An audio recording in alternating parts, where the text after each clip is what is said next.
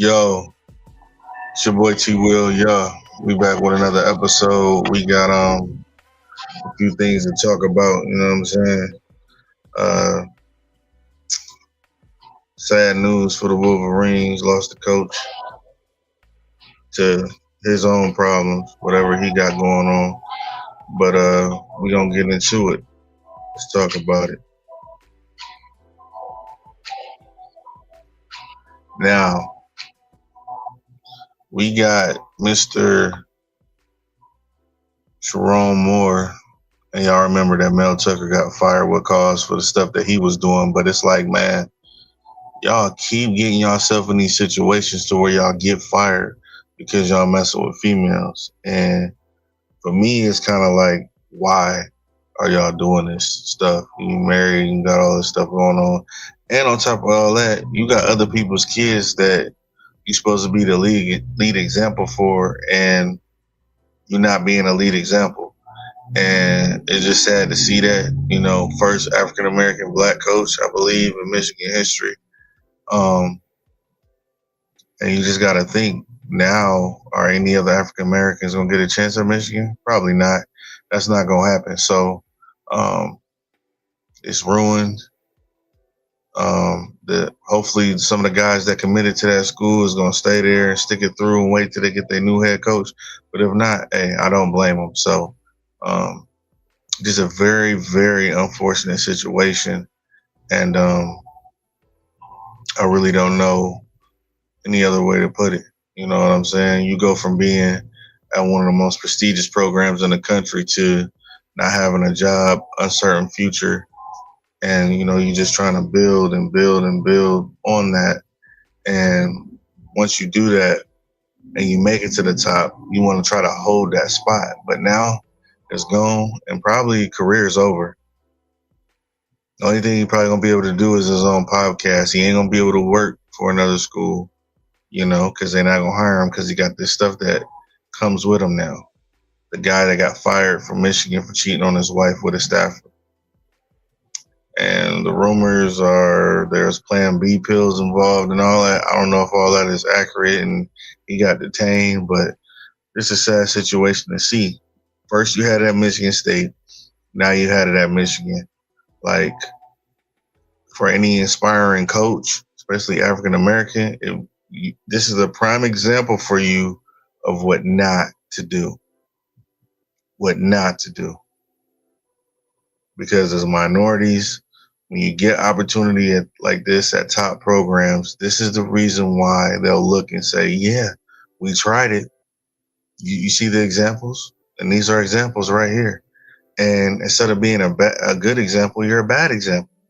And then now any inspiring African American coach that's going to get a top job somewhere, he probably not going to get it now because they're going to say, look at what Mel did and look at what Sherrone did.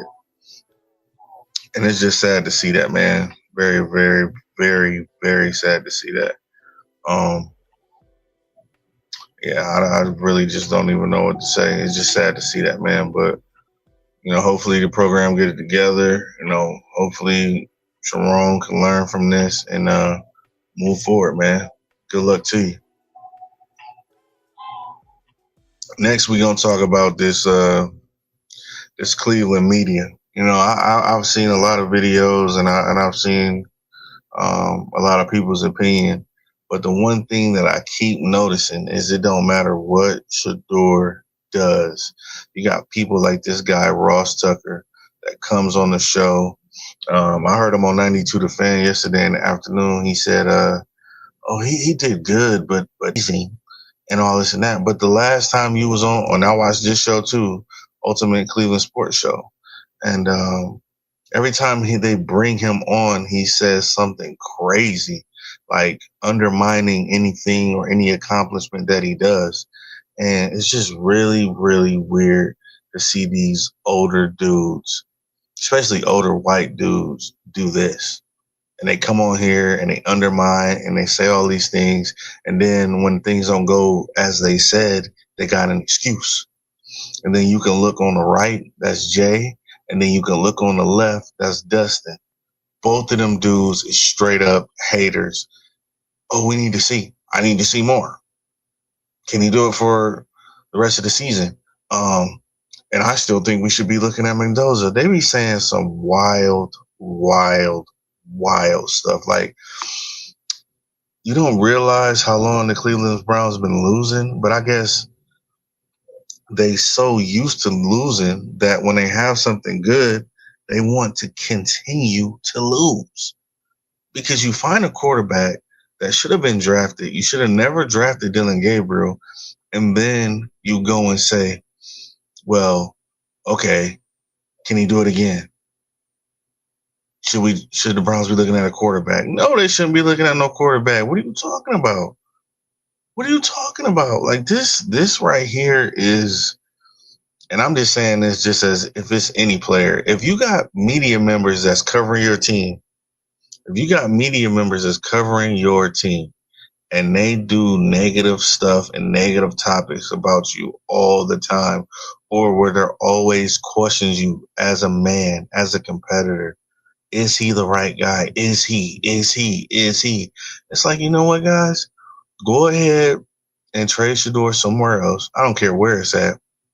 And you guys go ahead and draft Mendoza so we can get up out of here and y'all can continue this foolishness. Because I swear, I have never seen in my life a media coverage of a player that always is questioning, oh my God, I don't know if I should believe my eyes if what I saw. You saw Dylan Gabriel, you saw Shedeur. What is the difference? It's big, like way big. Like before Shedeur got into the game and started playing, y'all said Jerry Jeudy wasn't good. Y'all said y'all offense wasn't that good. Y'all receivers suck and all this and all that. But if y'all receivers suck so bad, how was he able to throw for almost 400 yards? It's because of the guy at the helm actually knows what he's doing. He actually knows how to play. He actually understands the game. He actually is a competitor and he's not afraid. And that's what it is. And, you know, you hear these guys like Justin, Jay, and Ross say all of this crazy stuff. And it's just like, okay, Jay, I get it. You're the biggest guy in the room because you was on ESPN. Bull is a realist, and he actually, I actually like Bull. Bull is the guy in the middle. Bull actually gives fair credit and fair criticism. I can rock with Bull. Dustin on the left, this guy, all he cares about is tennis and basketball. And this guy went to Ohio State and played DB. He went to the NFL, and he wasn't a Pro Bowler. He wasn't an All Pro. He wasn't none of that shit. So I don't understand why he comes on the show and gives an opinion like, you know, he's in the Hall of Fame or something like that. He was just a DB that got drafted because he played at Ohio State on the team that won a national championship, and then he was out of the league. He had a cup of coffee, but it is what it is. Some of these media people need to be held responsible for this kind of stuff, and let's just talk about some of the stuff that we see and we hear. Hold on a second, I'm gonna get that for you. Just gotta pull it up here.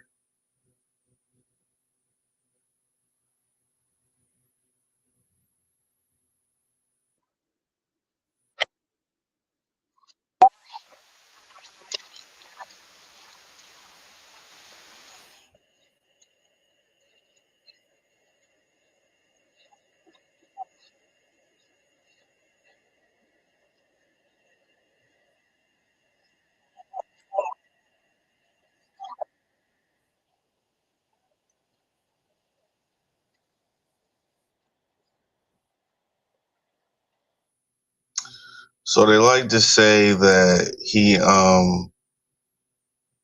has a learning curve. He was behind. But I don't understand how he was behind when he was already doing this at Colorado. Already. Just listen to what this lady say. And here's something to remember. We have now, and it's not that they didn't think Shedeur had that kind of a high football acumen, because he does, but he was starting a little bit back further in the process of all the things that you have to do to go out there and play pro football. So he was behind in everything that they needed to do to play pro football. He was a starter ever since he was a freshman. I don't care if you believe in HBCU football. There's a lot of HBCU football players in the league. Just go check NFL rosters. The only difference, I tell people all the time that they point out, is the offensive line and defensive line is the only difference between the two.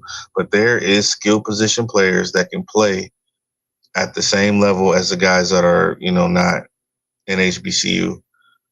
HBCU guys have talent, they have speed, they have skills. They just play at HBCU, and they're not at a PDI or a PDW, whatever the hell you want to call it. They're not at that type of institution, so they don't get that kind of recognition because it's not that much money behind it. And maybe they had a situation where they got into some issues. The HBCU was their best offer. They took it, and these guys end up in the NFL. So you can't just say, oh, well, he was at Jackson State and then he went to Colorado. Actually, he's been doing this ever since he was at Jackson State. That's why I tell people, go back and look at his tape and watch it. And then you'll understand why a lot of Shedeur supporters is upset. It's because it's like, y'all keep on saying his dad. Shedeur's dad is not the reason why he's good. He's good because he put in the work and he actually has a foot to stand on, and the leadership and the abilities and the talent and the know-how to play the position. His dad didn't go out there and pick up his arm and push his arm forward and bend him over and help him hike the ball. He didn't do that. Like, this is how insane this stuff sounds. And I just don't understand why they do this. I don't understand why they talk about him like that. But then again, when you peel back the layers, they keep on bringing up this incident with Dion. I guess he dumped water on a fucking reporter or something at the World Series playoffs or something like that back in like the early 90s. I'm like, y'all still talking about something from the 90s that his dad did when he dumped a bucket of water on somebody? Like, and the media feels like they have more power than what they actually have. Like, y'all don't get to go on the field. Y'all don't get to do anything but talk. But y'all continue to talk. Y'all continue to be negative. And I'm really hoping and rooting for the kid, man, because it's like, this is just on another level of nasty. When they can say that you are behind, that you can't process. In other words, they're saying you're not smart. This is the most offensive stuff to me. I don't care about the money. I don't care about the chains and all that other crap y'all talking about. When you're trying to say that somebody doesn't have the intellect, the mind to be able to comprehend how to play the game that he's been playing this whole time, but the Hawaiian guy is intelligent. He's a supercomputer. He's Apple and Windows and IBM plus mixed together. But this guy goes out there and plays like garbage. And then this guy goes in with less time, with less reps, with less support. You know how hard it is to play football and look at the sideline and know the dude that's giving you the plays and telling you what to do, he don't even like you? Do you know how crazy that is? That's crazy. That's crazy. That's crazy. It's literally you trusting a guy that's then sitting there with a knife ready to just put it in your back. And that's why I say his mental toughness and his mental is the highest of the highest. And if these Cleveland people don't get off of it, they're going to lose credibility that they have, and they keep on repeating this stuff. This is going to damage and stain their reputation forever for people even trying to listen to them say anything about anything ever. Because if you can't, like, piece together the easy stuff, like if you watch Shedeur's tape, it's easy. It's easy to piece it together. It's easy to see. Just watch. And if you can come out of your mouth with saying stuff like he's way behind and this and that, it's actually insane. It's insane. I think I got one more to show y'all, and I'm out of here. This doesn't get talked about. The Browns are in a bad way. Dillon Gabriel was the most egregious draft pick of the entire draft. Hey. There's no way you can have a 3rd round grade on Dillon Gabriel. Impossible. Hey. I mean, Hey, Sean. I mean, look, you know, wait a minute. You do know he was like 5th in the Heisman, right? Okay. I throw that out there. You know, it was a point in time where he was like the most accurate quarterback in college last year.